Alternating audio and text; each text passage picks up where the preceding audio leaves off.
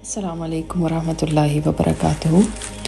जब से ये फ़लस्तीन का मसला शुरू हुआ है उस वक़्त से हम देख रहे हैं कि राइट एंड लेफ़्ट बहुत सारी वीडियोस हमें मिलती हैं, बहुत सारे मैसेजेस आते हैं जिसमें जिसको जो समझ में आता है वो डालने लगता है। कभी कोई कहता है ये इतनी दफ़ा पढ़ लो, कभी कोई कहता है इस मीटिंग में आ जाओ और वहाँ पे हम ये करेंगे, कभी कोई कहने लगता है रोज़ा रख लो, एक आलमी दिन हो रोज़े का।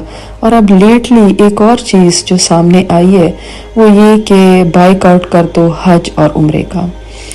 लेकिन पहले तो हमें ये बात समझनी चाहिए कि जो लोग भी ये मैसेजेस डाल रहे हैं वो कोई आलिम दीन नहीं है, वो कोई दीन के स्कॉलर्स नहीं है, मगर जिसको समझ बेचारे को जैसे आई उसने वैसे समझ लिया कि हमें ये कर लेना चाहिए।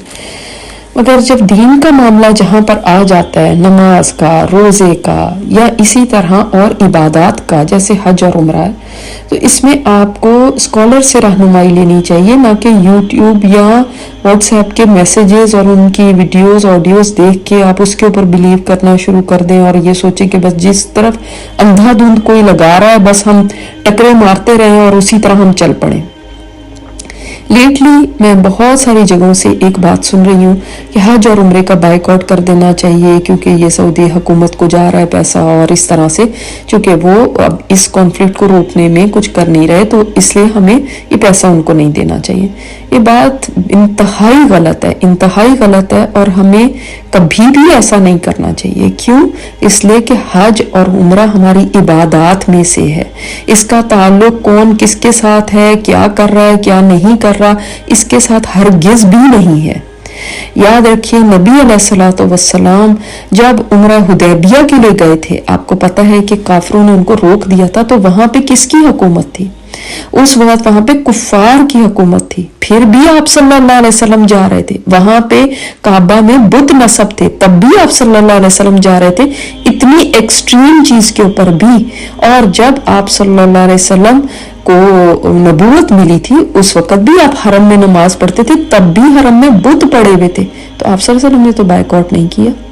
इसी तरह जब फतह मक्का हुआ तो आप सल्लल्लाहु अलैहि वसल्लम ने उस दिन बुत गिराए थे, लेकिन हज के लिए गए थे उसके बाद। और उससे पहले जब फतह मक्का हुआ तो तवाफ भी कर रहे थे काबे का और बुत भी गिरा रहे थे साथ। तो आप सल्लल्लाहु अलैहि वसल्लम ने जब कभी बाइकआउट नहीं किया काफिरों के साथ, तो ये तो हमारे मुसलमान बहन भाई हैं। क्या हो गया आप लोगों को? आप लोगों से ये कहा गया कि इसराइली प्रोडक्ट्स का बाइकआउट करो या इसराइल की चीजों का बाइकआउट करो, आपने मुसलमानों का ही बाइकआउट शुरू कर दिया। मुसलमान चाहे कोई भी है, कैसे भी है, हम उनके बाइकआउट क्यों करेंगे? और हम नहीं जानते कि किन हुकूमतों की क्या मजबूरी हो सकती है या क्या मसलहतें वो देख रही है या कितनी किसके अंदर ताकत है, ये हम नहीं जानते। हमें अपना काम करना है जो हम कर सकते हैं। सबसे पहले तो ये कि अगर बाइकआउट की बात आ जाती है तो सबसे पहले तो फिर आप यहाँ पे इन वेस्टर्न कंट्रीज में रहना छोड़ दें, इसलिए कि आपके टैक्स का पैसा वहां जा रहा है, उसके ऊपर तो आप बाइकआउट नहीं करते, लेकिन हज और उम्रे पे आप बाइकआउट कर रहे हैं। ये तो अक्ल से भी दूर की बात लगती है और ये इतना ज्यादा कॉमन हो रहा है सोशल मीडिया पे और इतना ज्यादा बाइकआउट की बातें हो रही हैं। यानी समझे कि हमारा जो तीसरा सबसे मुकद्दस मकाम था वो तो हमसे छीन गया, बैतुल मक़दस, और अल्लाह ताला इसको वापस लाए, और जो पहला और दूसरा सबसे मुकद्दस मकाम है उनको हम खुद छोड़ दें। ये कहाँ की अक्लमंदी है? और ये किसने फतवा दे दिया? कौन आलिम है जो ये फतवा दे रहा है? कोई भी आलिम नहीं है।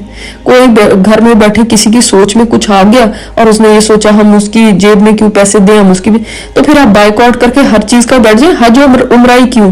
फिर आप हर दुकान का भी करें, कोई कहीं पे कोई मुसलमान बैठा होगा, कहीं पे कोई अरब बैठा होगा, कहीं पे कोई और बैठा होगा, कहीं पे कोई किसी मजहब का बैठा होगा, फिर सबको ही बाइकआउट कर दें और आप घरों में बैठ जाएं। बस ना कहीं जॉब करें, ना आप उन कंट्रीज में रह सकते हैं जहां पे आप रह रहे हैं, और फिर तो कोई एंड नहीं है इसका।